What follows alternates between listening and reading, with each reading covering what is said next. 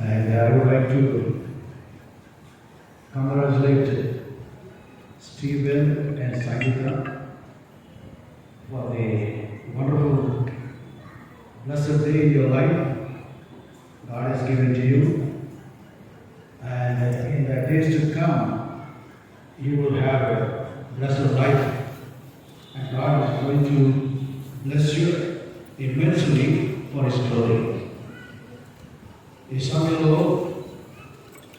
నాకు ఇచ్చిన ఈ సమయాన్ని బట్టి నేను వందనాలు తెలియపరుచుకుంటున్నాను. చదువుకున్న లేఖనంలో కొన్ని విషయాలు మాట్లాడమని చెప్పిన దాన్ని బట్టి 10 నిమిషాల సమయంలోపే నేను ముగిస్తాను. ఎందుకంటే వివాహాలు చాలామంది వాక్యం విన్నారు కానీ తప్పనిసరిగా చెప్పాల్సి వస్తుంది కాబట్టి అది ఆశీర్వాదకరంగా ఉంటుంది కనుక ఆ మాటల్లో ధ్యానం చేస్తున్నాం. అపోస్తలుడైన పౌలు గారు జ్ఞాపకం చేసిన ఒక విషయం గుర్తొస్తున్నారు. ఆయన వివాహం విషయంలో చాలా రాశాడు. ఆయన రాసిన పత్రికల్లో 3 విధాలైన భాగంలో వివాహం గురించి నేను ప్రాముఖ్యతను సూచించాను. అందులో చాలా మటుకు తక్కువగా వాడే యొక్క విషయాన్ని ఇందులో నేను చెప్పదలుచుకున్నాను. అది మా ప్రియులు జయపాల్ చదువుతున్నప్పుడు అది గుర్తొచ్చిందా. అదేంటిది అంటే అపోస్తలుడైన పౌలు కొరింథీయులకు రాసిన మొదటి పత్రిక 7వ అధ్యాయంలో మొదటి 3 వచనాల యొక్క వివరణ అక్కడ స్పష్టంగా కనపడుతుంది. అధ్యాయం అంతా దానికి సంబంధించిందే, కానీ 3 వచనాల్లో కొన్ని చాలా ప్రాముఖ్యమైన విషయాలు ఉన్నాయి. అక్కడ ఆయన రాస్తూ అంటాడు, స్త్రీకి దూరం ఉండడం మంచిది అని తలంచుకుని మాట్లాడుతూ, కానీ అలా ఉండడానికి వీలు లేదు, జాగ్రత్తలు జరుగుతున్నాయి కనుక ప్రతి పురుషుడికి సొంత భార్య ఉండాలి, ప్రతి స్త్రీకి సొంత భర్త ఉండాలి అని వాళ్ళిద్దరి గురించి వివరణ చేస్తారు. ఇంకా వేరేదేదో సొంతంగా ఉండాలి. ఆయన కుటుంబం గురించి, భార్య భర్తల గురించి రాస్తూ ఆయన మాట్లాడారు. ఆ మాటలు ధ్యానం చేస్తున్నప్పుడు, ఆలోచన చేస్తున్నప్పుడు కొన్ని బాధ్యతలు కూడా అక్కడ రాశారు. ఆ బాధ్యతల్లో గమనించి చూస్తే చాలా స్పష్టతనిచ్చి స్టీఫెన్ కేజీఆర్ అందరూ వినకపోయినా మీరు విన్నారు. ఎందుకంటే ఇది మీ రోజు, the day is yours and we all have come here to witness your great wedding. ఆయన చాలా బాగా చేశారు. సో ఇక్కడ రాయబడిన మాటలో మనం ధ్యానం చేయవలసింది ఏంటంటే, నా వల్లే ఉంటే మీకు మంచిదేమో అన్నాడు 2 స్థలాలు.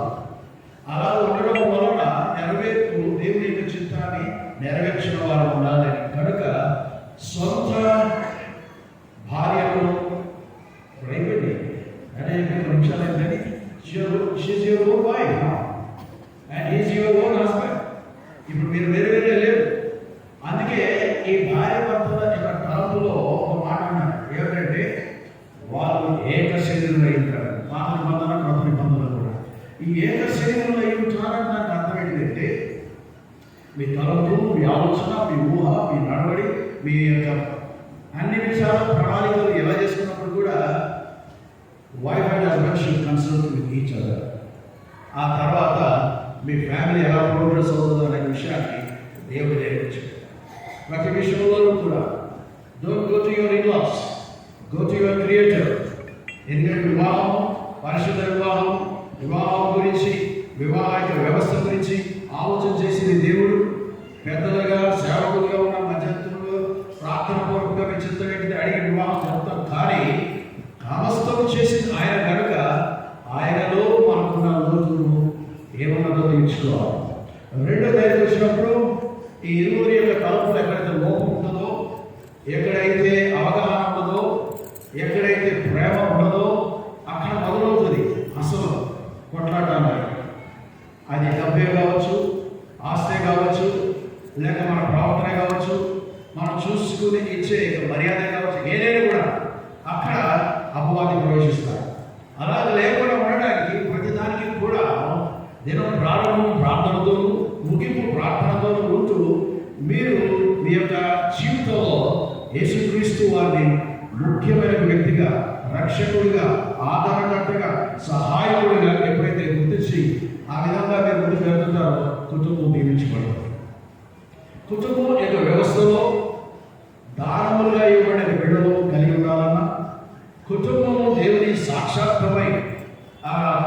జీవించాలన్నా, ఆయన మహిమార్థమైన కుటుంబంగా ఉండాలన్నా ఆ కుటుంబం మొట్టమొదటిగా దేవుని ఖరీదైన కుటుంబంగా ఉండాలి. ఉదాహరణ గమనించి చూస్తే మన యొక్క విశ్వాస ప్రార్థన జీవితంలో, మన యొక్క తలపులు, మన ఆలోచనలు వేరే వేరే కుటుంబాలను ఉండొచ్చు. కానీ అక్కడికి వచ్చిన తర్వాత వేరే వేరే కుటుంబాలు ఇవ్వాలని లేదు. మీ కుటుంబం మీరే, మీ కుటుంబం మీరే.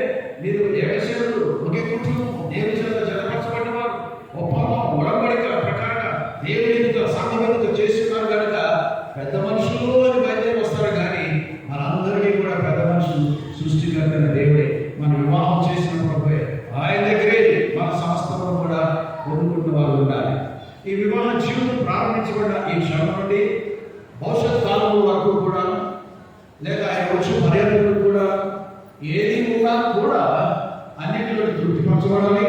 ఏ పొదుగా ఉన్నప్పటికీ కూడా యోహాను సువార్త